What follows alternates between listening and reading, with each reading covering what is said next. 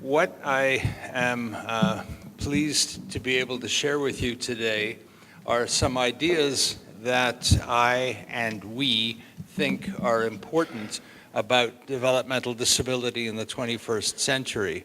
And it's a real honor to be here with people like Nana and Maya, who, as you've already heard, have done some really amazing things in a very short time in this country. And I think set a standard for other countries, so there's no excuse for anybody to say we can't do it when things can change so much so quickly. So I want to thank la Fondation Paralysie Cérébrale for the honor of this lectureship, and to then tell you a little bit about what I want to share with you. I think it's important to recognize that things are changing in the world around us. Things are changing in the field of developmental disability, and the question then becomes, so what? What does this mean? How should this influence what we do as parents, what we do as professionals, what we do as teachers, as researchers, and so on? And clearly there needs to be discussion of these ideas over the course of this meeting and beyond. So what's changing in the world around us? We have new ideas about health. And this is a very important comment from Huber in 2011. Health is the ability to adapt and self-manage in the face of social, physical, and emotional challenges. And this is very different from the idea that health is simply the absence of disease. Many of us have no diseases, but we don't necessarily cope well. In other words, functioning can be understood as evidence of health. And functioning, as we've just seen from the young man who came up here and gave a talk, does not mean functioning nicely or normally. It means functioning well enough to do what you want to do. So the emphasis then is on ability and adaptation and self-management. And this has huge implications for the work we do with children and families, and it clearly has huge implications for those people to function in any way that they can that will allow them to accomplish their goals. So an individual's functioning is a very important part of their overall well-being. What else is changing? The role of Dr. Google. And presumably everybody, since you're laughing, you know what I mean. And this comment, I've already diagnosed myself on the internet. I'm only here for a second opinion. And how many professionals in this room have had families come in and say things like this? Right, so this is familiar. The problem is that Dr. Google is in his or her office 24 hours every day. We are not. Everyone has access to the information. Some of it is accurate and some of it is not. And so the challenge for families is to know how to make sense of what's available to them, to us, which are the things we can believe and pay attention to, and which are the things that are not quite accurate. And so the question becomes, and I think it's an important question for us as health professionals, what's our role?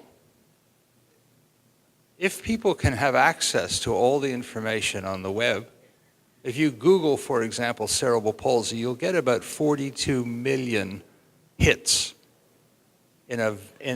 faster than you can blink your eye. Well, that's quite a lot of information. Some of it's true, some of it's not true. None of it is about your child. And so the role that we have is to help parents interpret and understand the individual situation that they face. The problem is that these days it's even more complicated. And this says those who already self-diagnose their symptoms on Google and just want a second opinion, please check Yahoo. So now there's more than one Dr. Google. Something else that's very importantly changing in the world around us, and there's already been reference to this morning and will be throughout this program, is the role of the World Health Organization's International Classification of Health Framework, the ICF framework, and the ideas that are associated with that. In 1980, the World Health Organization for the first time began to talk about the idea of disability and handicap, and this was a useful but very limited way of thinking. You'll see that if you had a disease, that disease might interfere with your body and cause impairments. Those might limit your ability to do things called disability, and those in turn would interfere with your ability to function well in the society around you, and that would be called handicap. Well, in 2001, the World Health Organization expanded this set of ideas and, among other things, included people with disabilities in the thinking, in the ideas, in the concepts. How many people here know the ICF? This will not be on the exam, but it's nice to see lots of people know it. So let's put it up here and just see, and because we're in a meeting about childhood disability, you'll see at the top that the health conditions I've put there are CP and autism. But we could equally have kidney disease or Alzheimer's disease or any other health condition. What's important about this set of ideas and what we like about it is that it's a framework for health for everybody in the world. It's a framework in which the words are now neutral instead of impairment and disability and handicap, which are negative words, and Hans talked about this before, the idea that we tend to focus on the negative. Now we have words that are neutral. We talk about activity and participation and environment and personal factors. And now everything is connected to everything else. In the original picture, we had a set of ideas going only in one direction. Now we have everything connected to everything else. This is therefore a dynamic system of interconnected parts. And this means that we can start our discussions and our interventions with families anywhere and everywhere. We don't have to start with treatment. We don't have to start with treatment of the body function and structure issues. We can start with promoting participation. We can start and think about what we can do to change the environment. For example, the environment right here was not particularly friendly to the young man who came up to give a talk, who had to come up 3 stairs. They're not even. There wasn't a ramp to allow him to come up easily. That's a simple example of making the environment more friendly to people, and it's something that we can all do all the time. The final thing that we like is that the ICF reminds us about focusing on strengths, focusing on what people can do. That doesn't mean there aren't problems, that people don't have problems, that the environment doesn't have problems, but we're now talking about emphasizing strengths. Let's now think about what's changing in the field around us. And I think it's really important to recognize that conditions like cerebral palsy and intellectual disability and autism spectrum disorder are not diseases in the same way that kidney disease is a disease. If we have renal disease, we can think about treatments with diuretics. We can think about dialysis. We can think about transplantation. And some of those treatments will actually fix the disease or fix the problem. But we have traditionally thought about these conditions as diseases and had a disease-based approach to their management. We also talk about these conditions with capital letters, CP, ASD, DCD for developmental coordination disorder, and so on. And this is what I like to think of as an alphabet soup of letters. And somebody called this adjectives parading as nouns. It's a very interesting way to think about it. we make these conditions, these descriptive impairments, into diseases, and then we treat them as if they are diseases that need to have a specific treatment and be fixed. And of course, we don't easily fix most of the things that we do in our field, and therefore we can easily become discouraged. There's a story about a drunk man who is down on his hands and knees late at night under a lamppost, and he's feeling around for something, and the policeman comes and says, "Can I help you, sir?" And the man says, "Yes, I've lost my keys to my car." And the policeman says, "Well, did you drop your keys here?" He said, "No, I dropped them down in the alley." He said, "Why are you looking here?" And the man said, "Because this is where the light is." And it's not a bad way to think about how we have traditionally done things. We've gone where the light is instead of where the issues are. We started in 1975, I won't say we, but Barry Pless and Philip Pinkerton in the UK talked about a non-categorical way of thinking. Diagnoses are categories. You have this category of condition or that category or another category. And the point that they made, and I emphasize this was more than 40 years ago, was that while cerebral palsy and Down syndrome and ASD are different conditions, there is so much that is common across them. And we need to recognize both the individuality of the biology of these conditions and their genetic and causal connections, but also what is common across them. And among the things that's common across them is these are all conditions that do or might interfere with a child's development, that do or might affect how a family parents their child. And so there is a lot to learn across the conditions as well as about the individual conditions. It's also important to remember, and again this has been said already this morning, that these are lifelong conditions. Children with cerebral palsy become adults with cerebral palsy.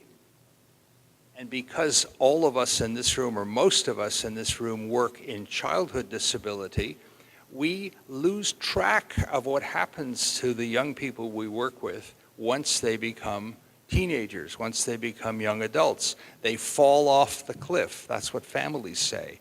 They disappear from our experience, and therefore we don't know what happens to them. Happily, finally, people are beginning to pay attention to these issues. What's changing is that we're beginning to recognize and celebrate and accept variation. And I would like us to stop talking about normal. I think it's a very silly idea. I'll leave that with you to think about. And if you think about in the arts, we celebrate variation. Bach's Goldberg variations are one example among hundreds. Monet's haystacks. Literature, where people explore a common theme in many ways. These are examples of variation, but we're still talking about normal and abnormal as only two categories, and that's just silly. And you know, why did Monet paint so many haystacks?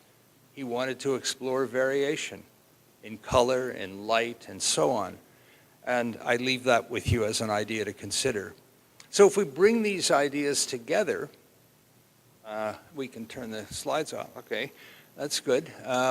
So the ICF, I've showed you already. And the question becomes, what do we see? And sometimes we see what we're looking for. And I'll show you a picture of a beautiful young woman, and you will see she's got a feather hat, and she's looking off to her right, and she's really quite a lovely young woman. But then, if I ask you to look for the old woman, can you see the old woman? Oh, now you see her mouth down at the bottom, and you see her nose, and you see her eyes. She's looking down, and now all of a sudden, you're seeing something entirely different. But because I asked you to look for the young woman, it was easy not to see the other picture. So now, if we look again, we have the F words in childhood disability. And this is a way in which our research group, CanChild, has tried to put some ideas together that make the International Classification of Functioning framework easy to remember. Now, these are not the only important things in life, but we want to talk about fitness because children with disabilities often are less active and less fit than we would like them to be. We want to talk about function and not worry about whether you do things nicely, but whether you can actually do things. We want to talk about friendships as part of participation. We want to talk about fun. What is important to you as a person with an impairment? And of course, we want to talk about environment and emphasize the most important aspect of the environment of all children, which is family. I've been doing this work for 45 years, and I have never, ever had a 3-year-old come to clinic by herself and say, "Doctor, you've got to help me. I don't talk good, I don't walk good, and my behavior is lousy." Who do we work with? We work with families. That doesn't mean we ignore the children, but the family is the essential element of our work. And, I think we've just not particularly thought about things in this way. So here are some ideas that we put together with some colleagues in Australia a couple of years ago, and this happens to be the Georgian version of the F words poster. And F stands for favorite, by the way. And what you'll see here is a graphic, a set of pictures, which are common across all 26 or 27 languages that we have so far for this poster. And this is freely available on the CanChild website. So just to emphasize briefly, environment. Family is clearly the central element of the lives of children. Families are the people with whom we work as health professionals. And this then has major implications with respect to being family-centered. What does that mean? How do we do it? And so on. And this is beginning to be reflected not only in clinical service, but now in research. And in the UK, there's an agency called the James Lind Alliance. There is PCORI, the Patient-Centered Organization. What does O stand for? Organization? For research. And in the US and in Canada, we have SPORES. And all of these are research programs that now emphasize the importance of partnerships in health services and clinical research, partnerships between families and researchers. So it's no longer good enough for us as researchers to do these things on our own. So these ideas are now more prominent and more formally recognized than they have been. With respect to body structure and function, one of the original F words was fix. And I wish we could fix cerebral palsy, and I wish we could fix autism, and fix intellectual disability, and fix behavioral problems. And if we could, that would be wonderful. The reality is that we cannot do that. We can fix particular problems, but we have to recognize that in addition to working on body structure and function, we have to think about other things. And I cite the Palmer study from 1988, 30 years ago, to give an example of how we didn't see things that were happening in front of us. The Palmer study was a very good randomized clinical trial that looked at the benefit of neurodevelopmental therapy compared with an infant development program for children with diplegic cerebral palsy. The expectation was that the neurodevelopmental therapy was going to have a much bigger effect than the infant development program. Well, it turned out that the opposite happened. So this led people to be disappointed because the therapy didn't work. But what they forgot to look at was what did work and try to figure out why it worked. And I think it's very important to recognize that the children who were getting the infant development program were being allowed and encouraged, and I say allowed because sometimes we hold kids back. They were being encouraged to use their mobility and their curiosity, even if they didn't do it nicely. And those children did better in their development, in their motor development and in other aspects of their development. But people didn't pay attention to that because we were so focused on the lady with the feather in her hat that we didn't see the other lady in the picture. We are increasingly interested in participation. Participation being engagement in life in ways that are meaningful to you. You don't have to do it my way.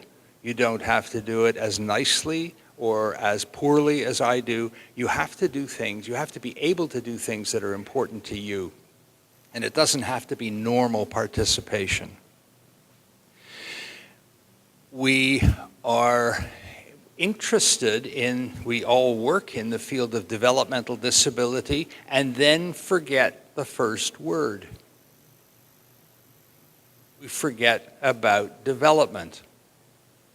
Children are almost always changing and developing. So are families. Anybody in this room who's a parent will know that you're a different parent today than you were a year ago or 5 years ago or 10 years ago. Your children are different, you are different, we are different, and we don't spend enough time talking about development.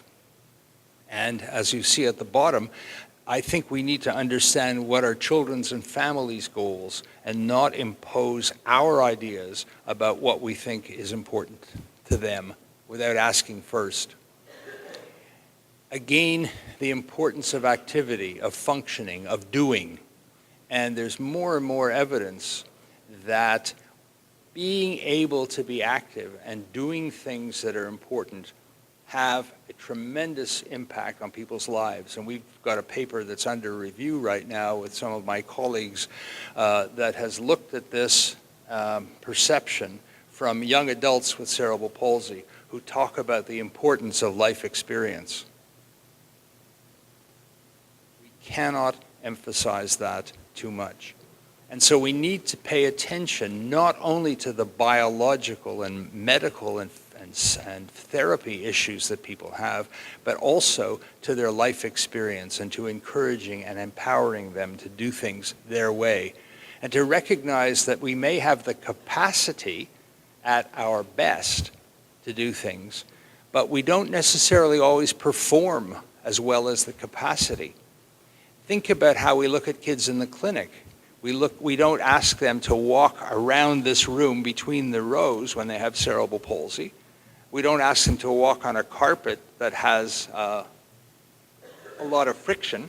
We ask them to walk in a nice, regular floor. And then we find out that in school, the floors are slippery, there's crowding, there's a short amount of time to move from one place to another, and we find out that they're not doing all the things we saw them do in clinic.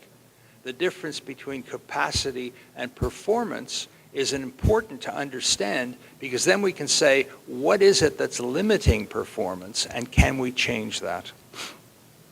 And finally, it's really important that we talk in plain language, whether it's plain Georgian or plain Italian or plain French or plain English, so that people understand us, so that we can have conversations with people on an equal basis. And it's equally important that we become knowledge brokers, people who have these ideas. And if you like ideas like the ones we're talking about at this conference, be prepared to share them with other people. Be prepared to have people say, yes, but what about? And be able to answer those questions so that we take the ideas forward, not just that we understand them, but that we share them with other people. Just a couple of quotes from parents. You will gather information from reports, testing, and individual educational plan goals, and this will give you invaluable insight into my son's needs. For a fuller picture of my awesome child, however, I would like to present you with the following document from my child about my child. This is a parent who understands how important it is to emphasize who their child is and what they can do, not just to focus on the catalog of problems. And this is another parent who sent us this quote, having listened to my young colleagues on the left at a presentation 2 years ago about the F words and what the F words mean to them. She said, "My entire approach to raising my son with level 5 cerebral palsy has shifted from one of fixing to a wellness approach by embracing the F words. I feel very empowered and have reoriented my goals to reflect this paradigm shift." This is a parent who heard these ideas in a half-hour presentation by my young colleagues, and her whole world turned around. And she sent this message to our colleague Darcy Failings, who is the child's pediatrician, and Darcy sent this to us. On our website, we have a couple of really interesting videos. The one on the upper left is the 6 F words. These 6 F words won't fill up your swear jar, and I'm not going to show these because of time, but if you go to our website and look for these, you will find this award-winning video made by young people about the impact of the F words on them and their families. And on the lower right, my favorite words is a 3-minute video which was originally made in Portuguese by Brazilian colleagues, and they sent it to us, and we liked it so much we asked them to make the English version, and they have done that. And these, again, are on the website. They're available for free. I want to just give you, in closing, give you a little bit of information about a new development, the Cerebral Palsy Foundation in New York, with which a number of us are connected, is creating a CP channel, and they're going to have a virtual CP center that will be available online beginning later this year with a huge amount of information and a growing amount of information from professionals, from parents, from young people with disabilities. And I cite this just as an example of the kind of emerging resource that is available and is going to be available to the world around us, with lots and lots of questions for which there will be answers.